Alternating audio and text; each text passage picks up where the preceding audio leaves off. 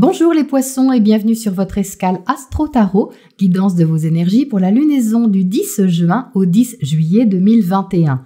La nouvelle lune en Gémeaux, éclipse de soleil, vous propose un nouveau cycle qui impacte votre secteur familial, privé et tout ce qui symboliquement vous rassure et vous permet de vous sentir en sécurité.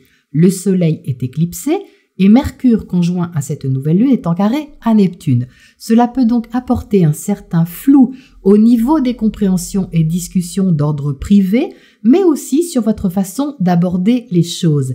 Si vous aviez des principes ou des idées toutes faites sur votre vision idéale du foyer ou d'une relation, vous pourriez ne plus trop savoir où vous en êtes. Ce qui est relié au passé peut être aussi réactualisé, votre vision des choses peut changer et surtout évoluer.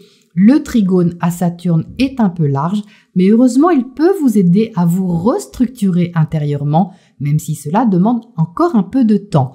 Vous aurez du soutien les poissons. Tout d'abord, Jupiter est dans votre signe. Il va rester chez les premiers décans sur toute la lunaison, puis rétrograder ensuite en Verseau. Ça vous donne un avant-goût de ce que vous aurez à développer sur 2022.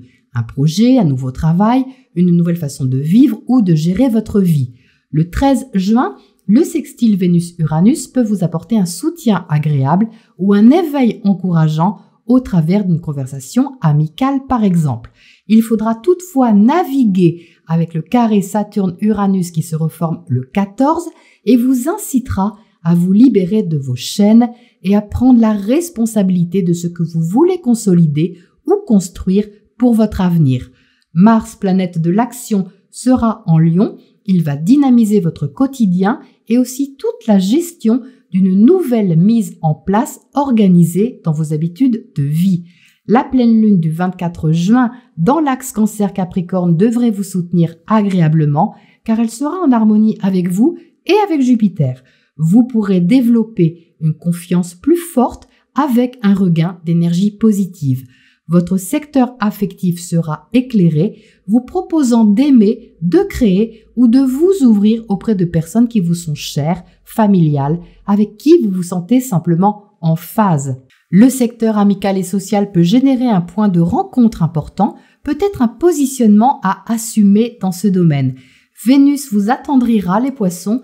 Soyez prêts autour de cette pleine lune car le trigone à Neptune sera délicieux. Plaisir, bien-être, douceur. Mais en même temps, Vénus sera opposée à Pluton et ça c'est plus intense et plus passionné. Ça pourrait vous permettre de faire une mise au point constructive au niveau amical ou affectif et de décider fermement quelque chose qui est bon pour vous.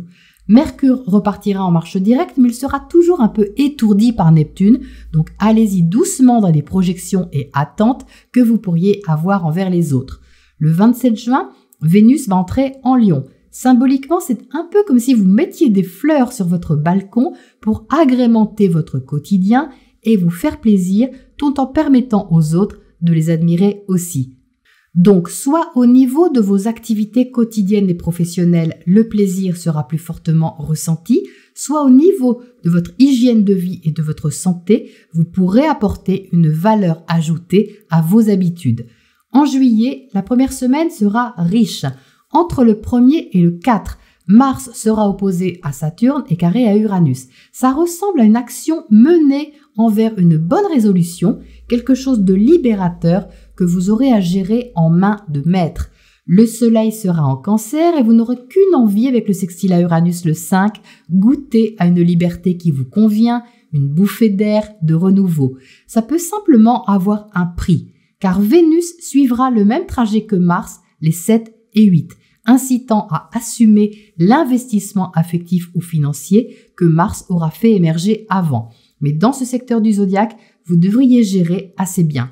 Voilà les poissons pour votre météo astro et on passe au tirage pour les précisions.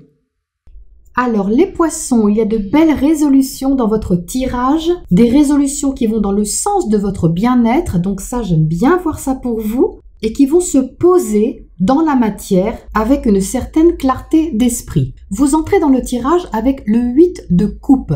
Donc le 8 de coupe, c'est relié à Neptune, c'est relié à votre planète maîtresse Et ça invite ici à laisser quelque chose derrière vous, à lâcher prise sur ce que vous ne pouvez pas contrôler. En dessous du 5 de Pentacle, il y a un lâcher prise sur ce que vous ne pouvez pas avoir, sur ce qui vous manque, sur ce que vous avez l'impression de quémander, d'attendre, de désirer sans vraiment pouvoir l'obtenir. Donc ça peut être très concret, comme de l'argent, comme un travail, comme une situation matérielle extérieure à vous, ou ça peut être plus intérieur, plus symbolique, au niveau de ce qui vous nourrit, de ce qui vous sécurise, qui peut être de l'affection, qui peut être une relation, ou toute autre chose qui compte pour vous. Donc évidemment, avec ce carré Mercure-Neptune, il est difficile de faire la part des choses, surtout pour vous les poissons, parce que Neptune, c'est votre planète. Donc il y a d'un côté vos rêves, vos idéaux, votre intuition, vos aspirations profondes, et de l'autre, des choses à comprendre, plus rationnelles, qui ne rentrent pas forcément dans vos cases, qui ne vous conviennent pas non plus, ou que vous avez du mal à saisir tout simplement, qui peuvent être en miroir les réactions de quelqu'un, les paroles de quelqu'un. Ça peut prendre plusieurs formes. Ça impacte vos émotions puisque vous êtes ici avec le 5 de coupe au centre. Donc avec le 5 de coupe, il y a une déstabilisation émotionnelle, peut-être une déception passée que vous avez du mal à digérer, peut-être une pente que vous avez du mal à remonter. Ça peut être au niveau physique aussi, parce que les pentacles sont reliés au corps, donc c'est possible que ce soit au niveau de votre santé, mais symboliquement, il y a une phase de déstabilisation qui vous demande de vous adapter, de vous réadapter, avec peut-être la sensation de ramer un peu. Donc je vous rassure, l'énergie est en mouvement, elle va vous proposer ici de vous appuyer sur des nouvelles bases qui sont là avec l'as de Pentacle. Des nouvelles bases qui sont solides, qui sont fiables, sur lesquelles vous pouvez vous appuyer. Il y a de la sécurité ici, il y a de la santé, il y a de la maîtrise et surtout du potentiel. Mais c'est à vous d'aller le chercher, les poissons. Parce qu'il est en bas du tirage, ce n'est pas quelque chose qui tombe du ciel, il y a un lâcher-prise à effectuer d'un côté, une sorte d'acceptation pour pouvoir franchir cette étape, prendre un nouveau départ sur un bon pied et restaurer une sorte de solidité intérieure. Parce qu'ici, vous êtes avec le roi. Le roi maîtrise son royaume. Il trône avec assurance sur son domaine. Placé ici, c'est le domaine privé, c'est tout ce qui touche votre secteur familial, mais ce qui touche aussi vos émotions, ce qui vous sécurise. Donc ça peut être une question d'ordre privé, comme je le disais, puisque la nouvelle lune prend naissance dans votre secteur familial, votre secteur privé, comme si vous aviez à reconstruire quelque chose et à ne pas dépendre de quoi que ce soit ou de qui que ce soit pour vous sentir ici dans un bien-être et dans une sérénité intérieure. Parce que ces deux 5 ici peuvent vous placer dans une situation d'attente ou de dépendance. Alors de dépendance à quelqu'un ou de dépendance à une situation. C'est pour ça que c'est inconfortable. Mais l'attente que la situation extérieure change est une illusion. Et ça, vous allez en prendre conscience, les poissons, parce que vous êtes avec la grande prêtresse en haut du tirage. La grande prêtresse, c'est la papesse dans le tarot traditionnel, c'est la sagesse intérieure, c'est l'intuition, c'est ce qui vous connecte à votre intériorité d'une façon plus éveillée, surtout à côté de la tour. Il y a comme une prise de conscience que vous ne pouvez pas continuer à attendre indéfiniment que les choses arrivent de l'extérieur. C'est pour ça qu'ici, vous entrez avec ce 8 de coupe qui peut vous permettre de laisser quelque chose derrière vous, qui n'est pas forcément de laisser une relation ou de laisser une situation, un événement, un travail, une activité, un projet ou quoi que ce soit d'autre, mais de laisser les émotions toxiques qui sont rattachées à ça.